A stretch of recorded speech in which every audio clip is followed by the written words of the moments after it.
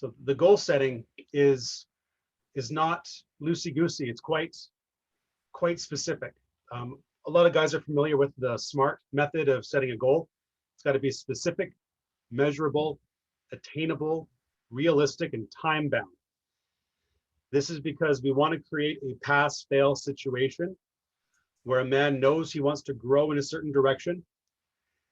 We set up how long he has to reach a certain level of growth, and there's a pass-fail condition that he's going to be measured against. Many men struggle just to set that up for themselves. Even that is triggering. And that's why we use this framework of SMART, because it helps keep that pressure high.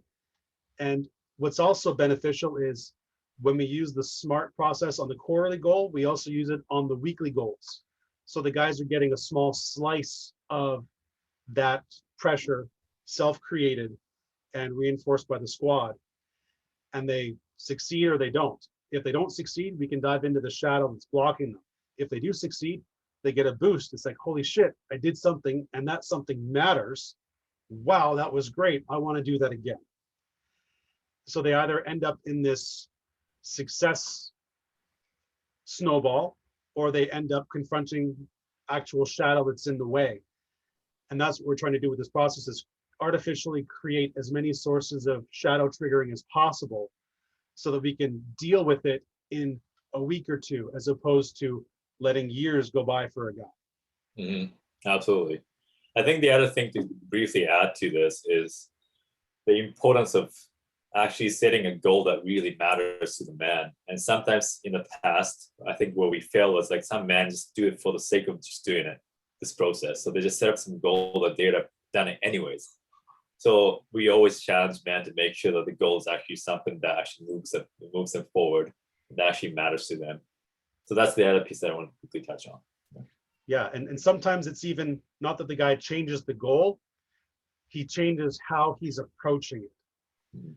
So say for a guy who wants to continue his workout plan, but perhaps it's less about wanting to continue his workout plan, but he wants to keep a promise he's made to his father to always watch out for his own health, and his father's passed on. So coming from an understanding of, oh, well, he's just doing his same workout routine. Well, he is, but he's also making his word good to his father. And he's been stressed at work lately, and he's been having trouble keeping up his regular routine. At this point in his life, simply keeping his routine is a challenge for him, and that makes it worthy of being a goal. So there are times when holding ground on its own can be the goal for the guy. Yeah, absolutely.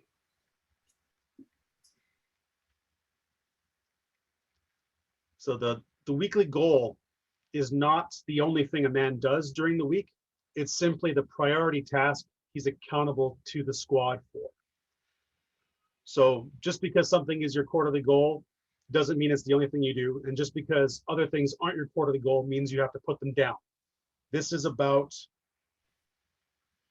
putting a pin in something and putting it on the wall as something that you regard as uniquely important to your growth, that you want squad support to make progress towards, and you want to be called out if you're not doing it. That's the purpose behind these goals, and that's where they fit into that's where they should be fitting into your life. Mm-hmm. What the squad's looking for is for guys getting their goals done, which is great. It means there's no shadow in the way, or at least not enough that it's stopping the man's progress. What we're also looking for is men who are consistently failing the same weekly goal. That's a sign that there's serious shadow going on, and this is where the next process comes in.